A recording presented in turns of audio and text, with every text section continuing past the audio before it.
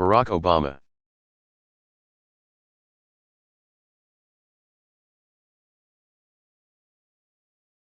Address on Drones and Terrorism at the National Defense University.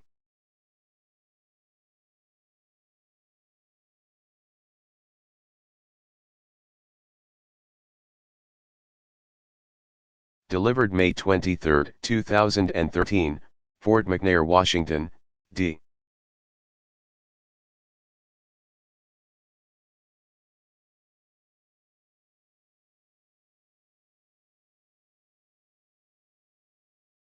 C.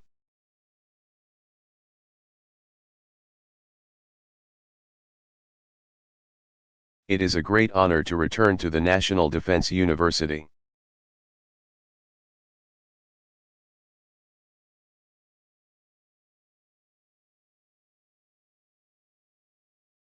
Here, at Fort McNair, Americans have served in uniform since 1791, standing guard in the earliest days of the Republic.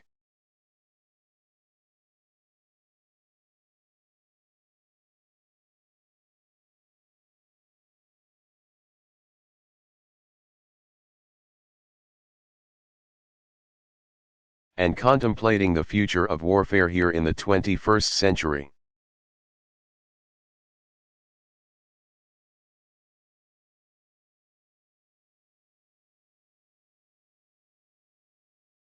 For over 2 centuries, the United States has been bound together by founding documents that defined who we are as Americans.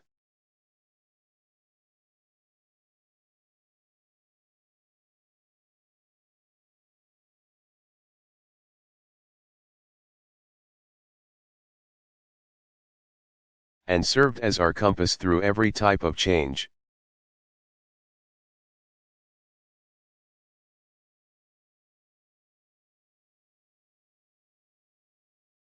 Matters of war and peace are no different.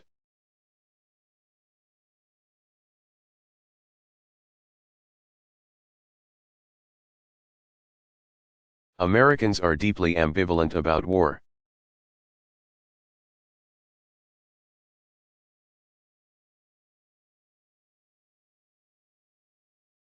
But having fought for our independence, we know a price must be paid for freedom.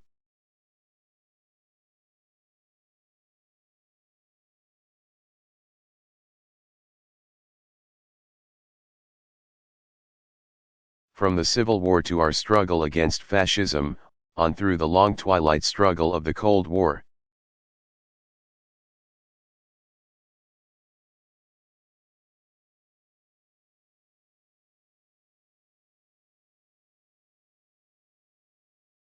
Battlefields have changed and technology has evolved.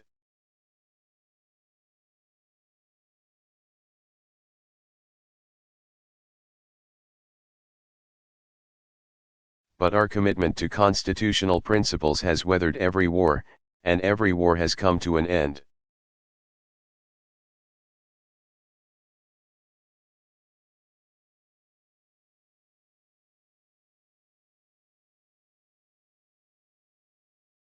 With the collapse of the Berlin Wall, a new dawn of democracy took hold abroad.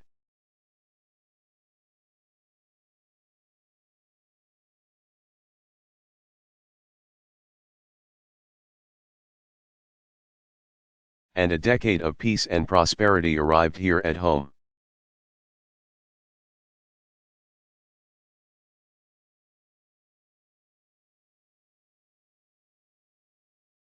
And for a moment, it seemed the 21st century would be a tranquil time.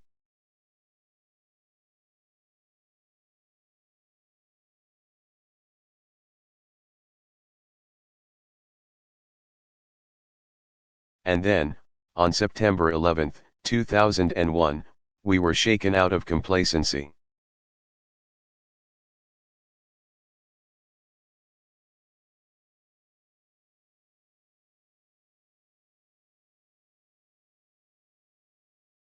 Thousands were taken from us, as clouds of fire and metal and ash descended upon a sun-filled morning. This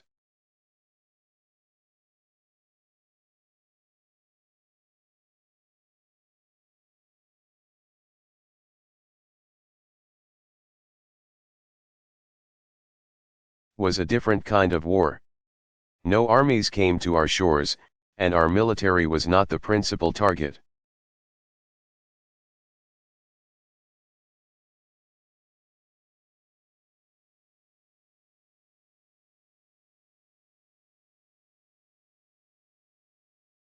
Instead, a group of terrorists came to kill as many civilians as they could.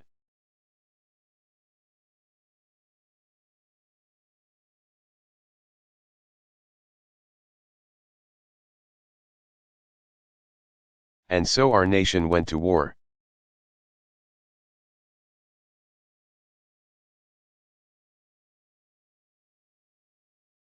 We have now been at war for well over a decade. I won't review the full history. What is clear is that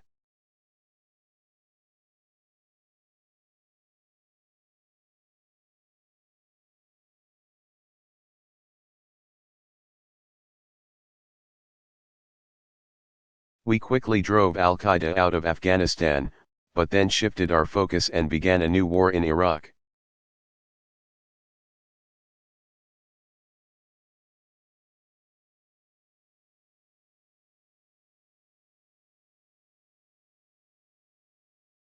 And this carried significant consequences for our fight against Al-Qaeda.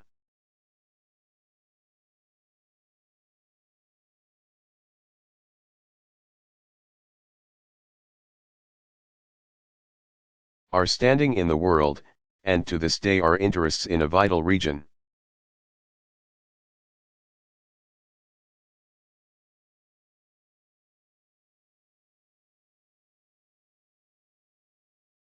Meanwhile, we strengthened our defenses, hardening targets.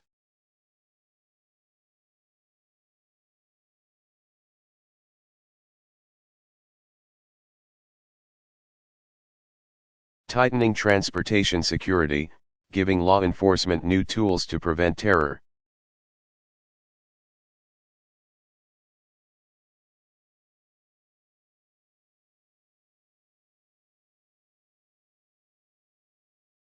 Most of these changes were sound. Some caused inconvenience. But some, like expanded surveillance,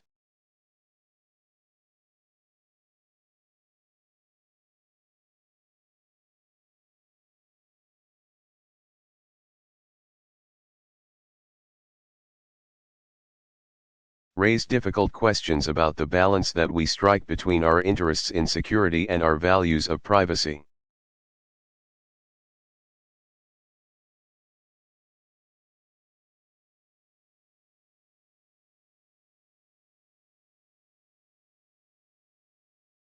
And in some cases, I believe we compromised our basic values by using torture to interrogate our enemies.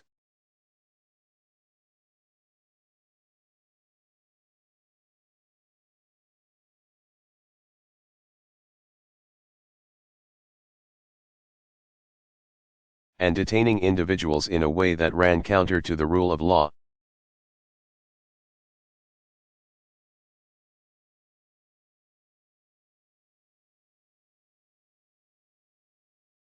So after I took office, we stepped up the war against Al-Qaeda, but we also sought to change its course.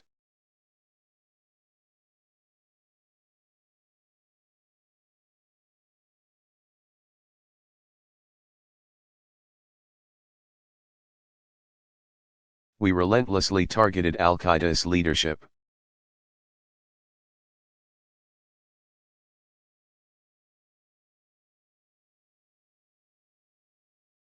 We ended the war in Iraq, and brought nearly 150,000 troops home.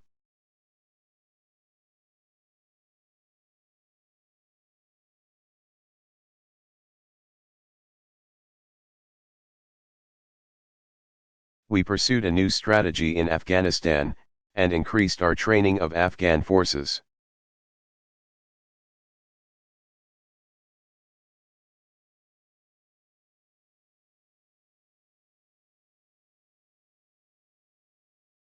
We unequivocally banned torture, affirmed our commitment to civilian courts.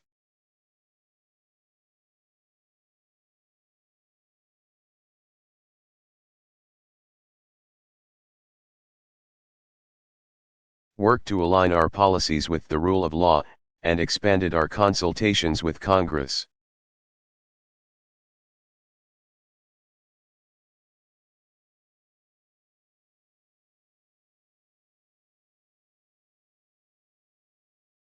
Today, Osama bin Laden is dead, and so are most of his top lieutenants.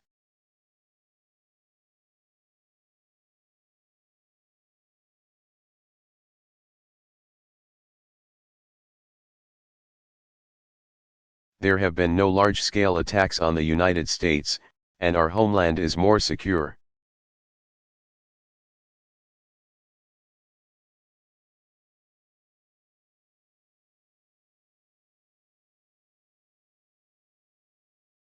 Fewer of our troops are in harm's way, and over the next 19 months they will continue to come home.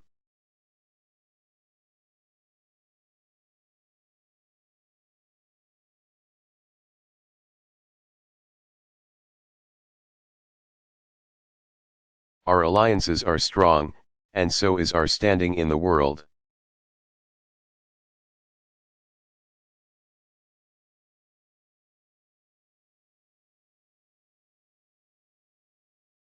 In sum, we are safer because of our efforts.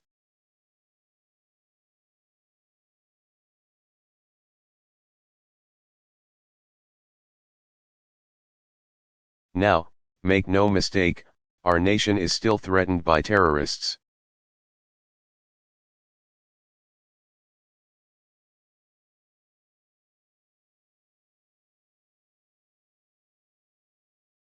From Benghazi to Boston, we have been tragically reminded of that truth.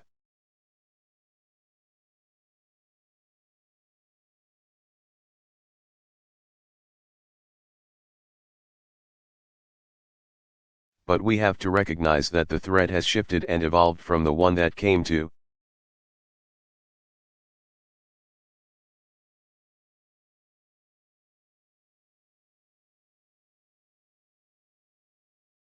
Our shores on September 11th. With a decade of experience now to draw from.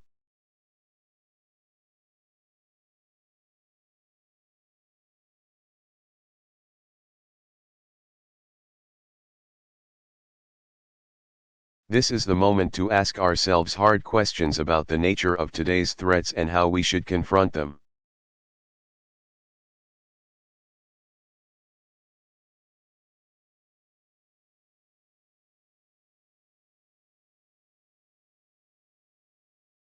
And these questions matter to every American.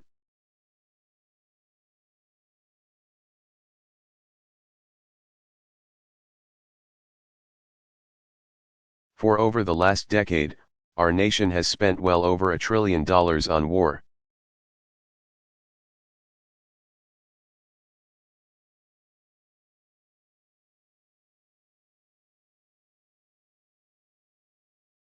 Helping to explode our deficits and constraining our ability to nation build here at home.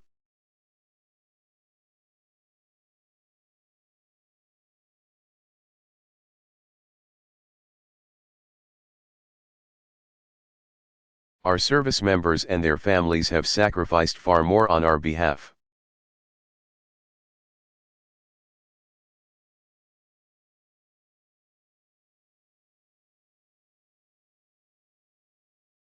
Nearly 7,000 Americans have made the ultimate sacrifice.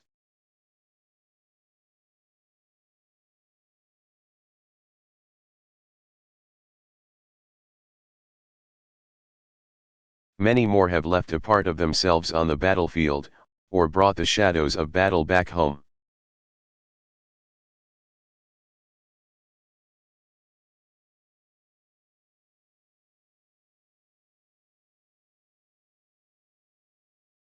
From our use of drones to the detention of terrorist suspects.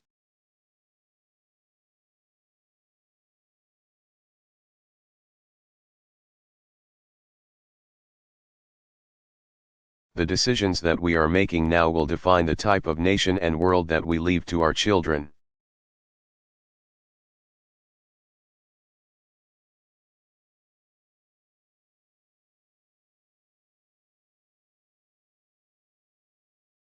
So America is at a crossroads.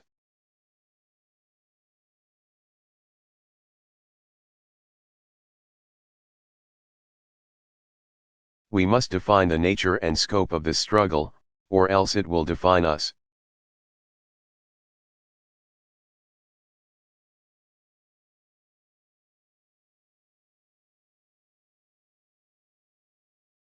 We have to be mindful of James Madison's warning that no nation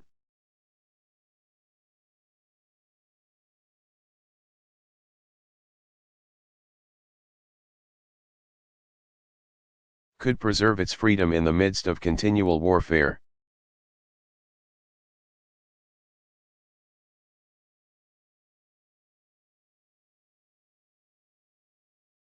Neither I, nor any president, can promise the total defeat of terror.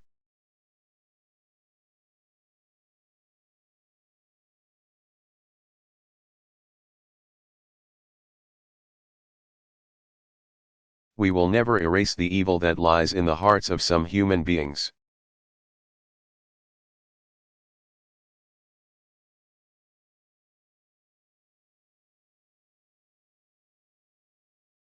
Nor stamp out every danger to our open society.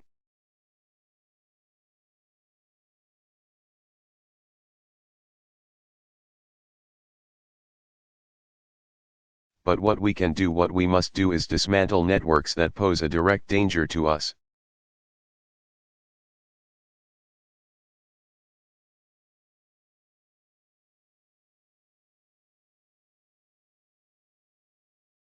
And make it less likely for new groups to gain a foothold, all the while maintaining the freedoms and ideals that we defend.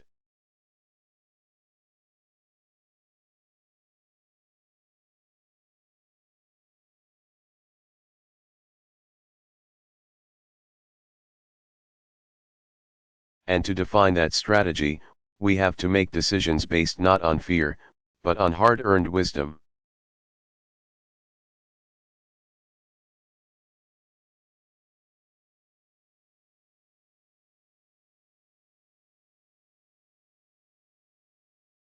That begins with understanding the current threat that we face.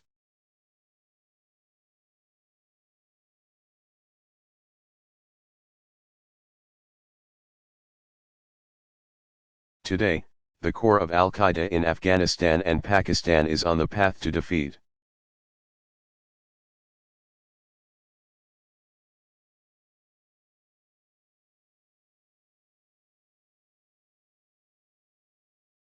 Their remaining operatives spend more time thinking about their own safety than plotting against us.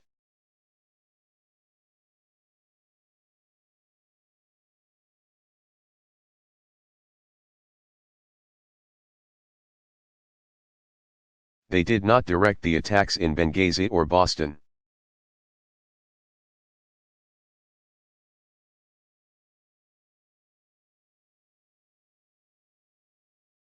They've not carried out a successful attack on our homeland since 9/11.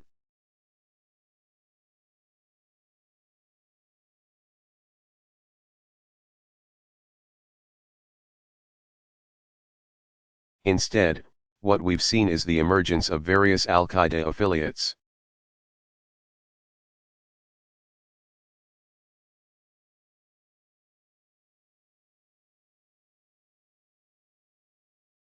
From Yemen to Iraq, from Somalia to North Africa, the threat today is more diffuse.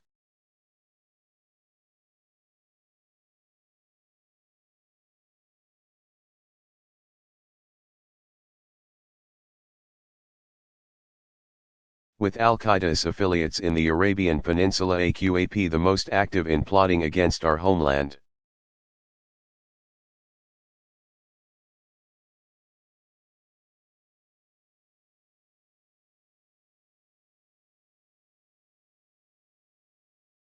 And while none of AQAP's efforts approach the scale of 9/11, they have continued to plot acts of terror.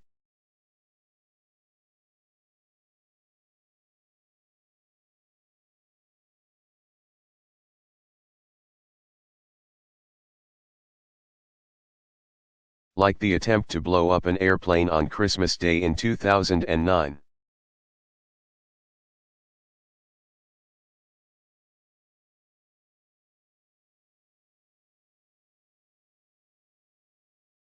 Unrest in the Arab world has also allowed extremists to gain a foothold in countries like Libya and Syria.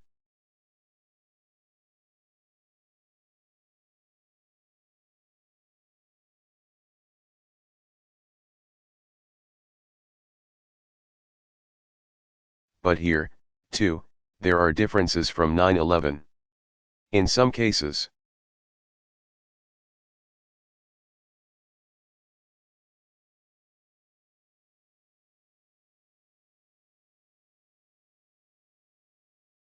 we continue to confront state-sponsored networks like Hezbollah that engage in acts of terror to achieve political goals.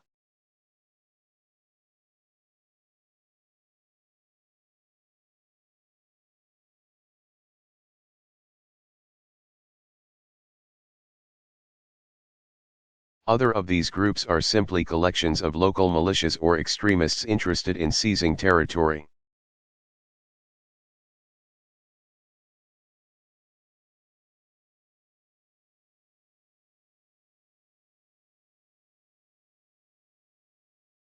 And while we are vigilant for signs that these groups may pose a transnational threat,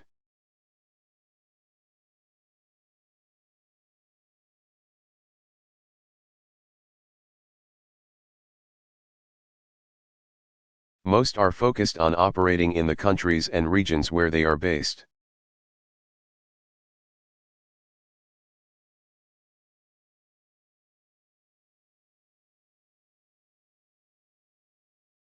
And that means we'll face more localized threats like what we saw in Benghazi, or the BP oil facility in Algeria.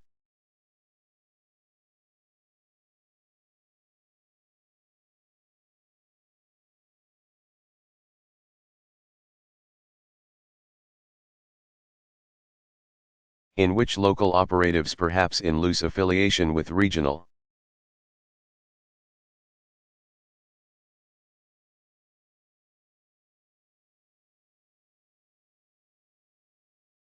networks launch periodic attacks against Western diplomats, companies, and other soft targets.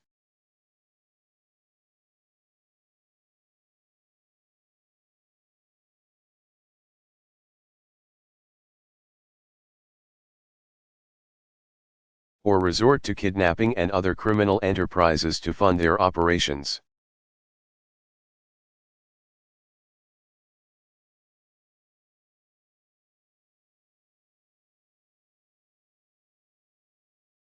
And finally, we face a real threat from radicalized individuals here in the United States.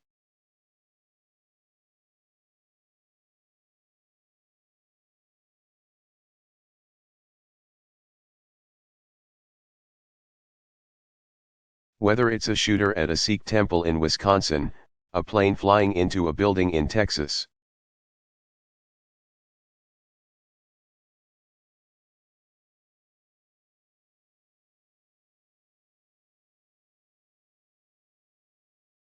or the extremists who killed 168 people at the federal building in Oklahoma City.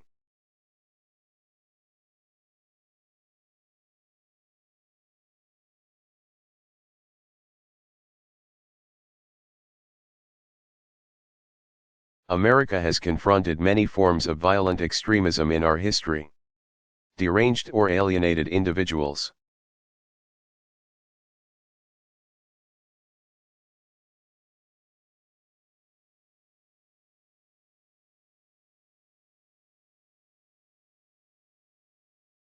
often you,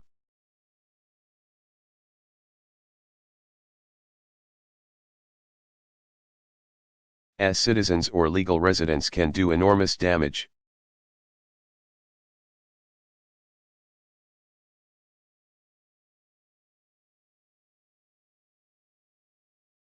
Particularly when inspired by larger notions of violent jihad.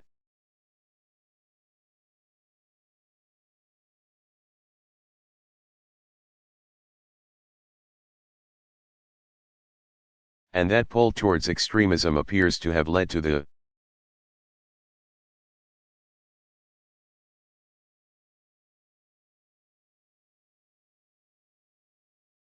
shooting at Fort Hood and the bombing of the Boston Marathon.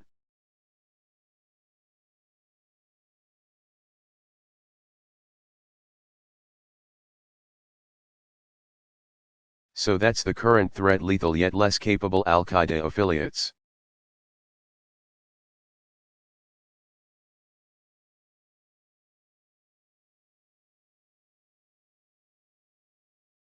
Threats to diplomatic facilities and businesses abroad, homegrown extremists.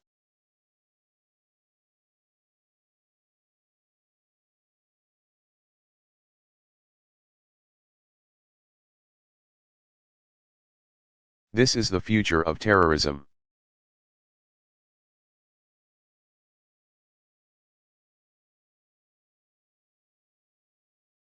We have to take these threats seriously, and do all that we can to confront them.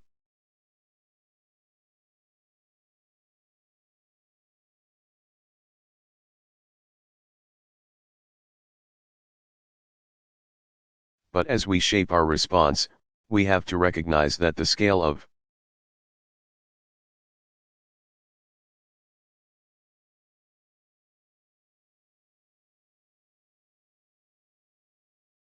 this threat closely resembles the types of attacks we faced before September 11th.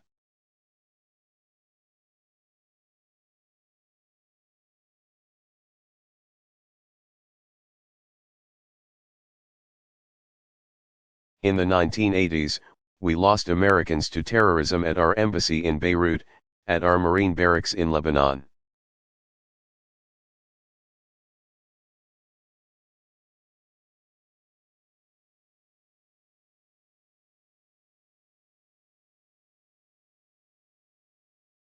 On a cruise ship at sea, at a disco in Berlin, and on a Pan Am flight Flight 103.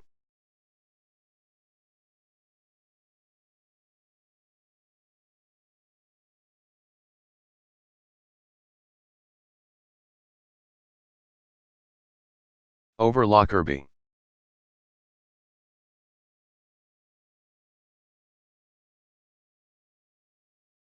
In the 1990s, we lost Americans to terrorism at the World Trade Center.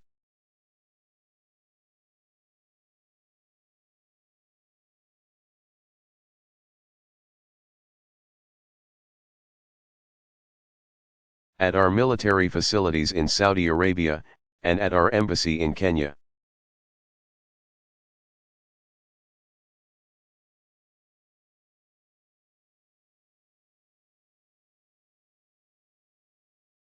These attacks were all brutal, they were all deadly, and we learned that left unchecked, these threats can grow.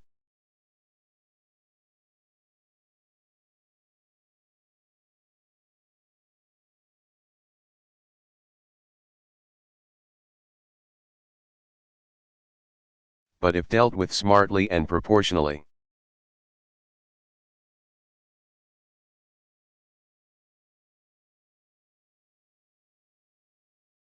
These threats need not rise to the level that we saw on the eve of 9/11.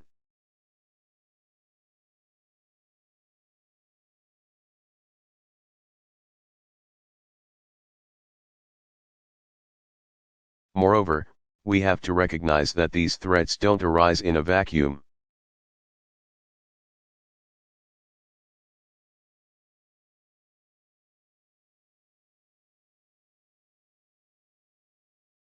Most, though not all, of the terrorism we faced is fueled by a common ideology, a belief by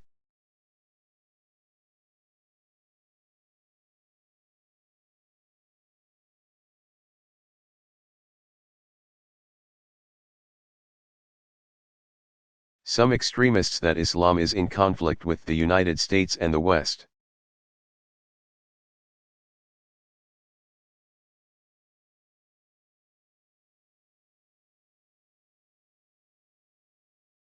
And that violence against Western targets, including civilians, is justified in pursuit of a larger cause.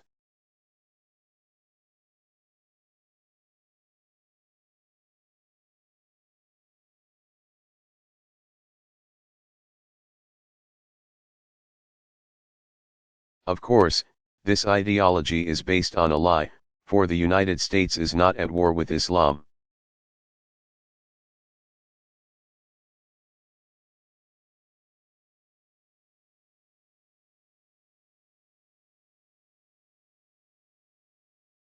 and this ideology is rejected by the vast majority of Muslims.